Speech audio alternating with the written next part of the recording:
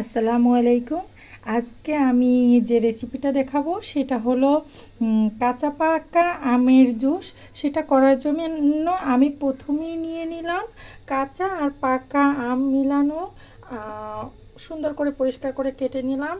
ওই জায়গায় চিনি, গোলমরিচ, পুদিনা পাতা, একটা লেবুর রস, কাঁচামরিচ আর ডেকোরেশনের জন্য লেবু কেটে নিলাম।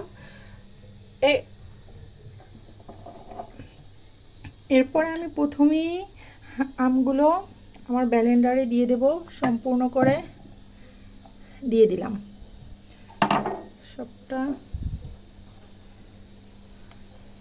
এরপর একে একে করে প্রথমে দিলাম চিনি, এটা স্বাদ মতো, যে যতটুকু খেতে পছন্দ করে। কেউ বেশি চিনি খেতে পছন্দ করলে, আমাদের বাসায় যেহেতু একটা বেবি আছে সে তার জন্য আমরা একটু বেশি দিলাম।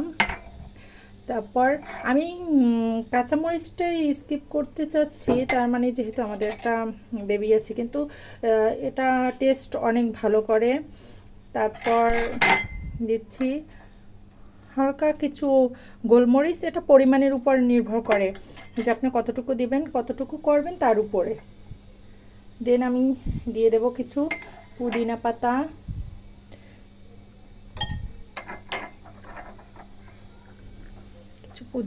দিয়ে দিলাম। তারপর আমি যেই পরিমাণ নিয়েছি তার জন্য একটা লেবুই পারফেক্ট, সেই পরিমাণে একটু লেবু দিয়ে দিলাম।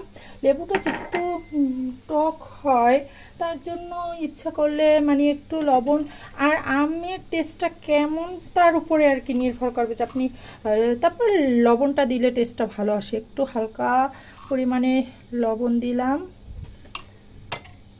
দেন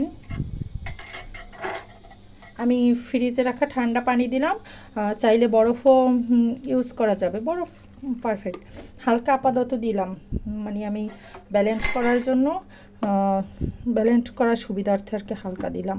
দেন আমি যতটুকু দরকার সেটা পরে করে নেব। ওকে, এখন আমি এটাকে ব্যালেন্স করে নেব।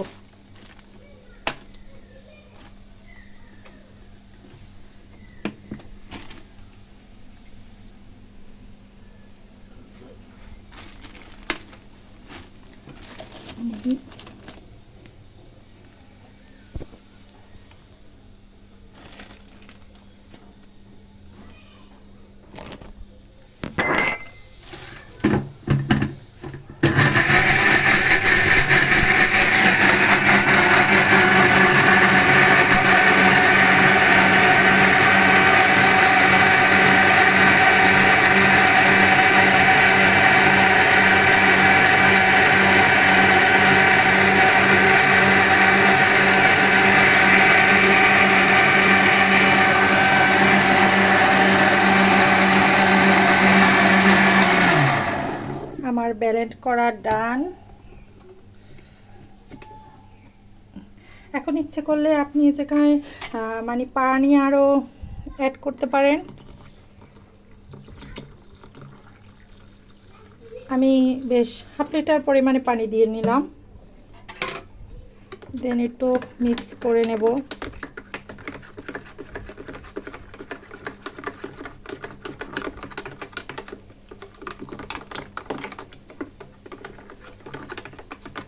এখন টেস্টটা আপনার মানে টেস্ট করে নিতে হবে যে টেস্টটা কেমন হলো। আমার কাছে মনে হয় পারফেক্ট আছে। চিনিটাও ঠিকই আছে, কিন্তু বেশি কম চাইলে করে নিতে পারেন। সব কিছু পারফেক্ট। এখন আমি ডেকোরেশনের জন্য একটা গ্লাসে ঢেলে নেব।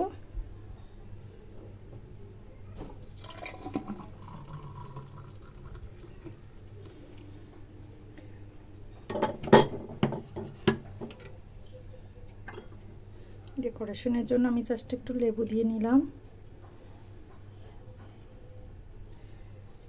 এরপরে একটা স্ট্র দিলাম। রেডি আমার ঝটপট কাঁচা পাকা আমের ইস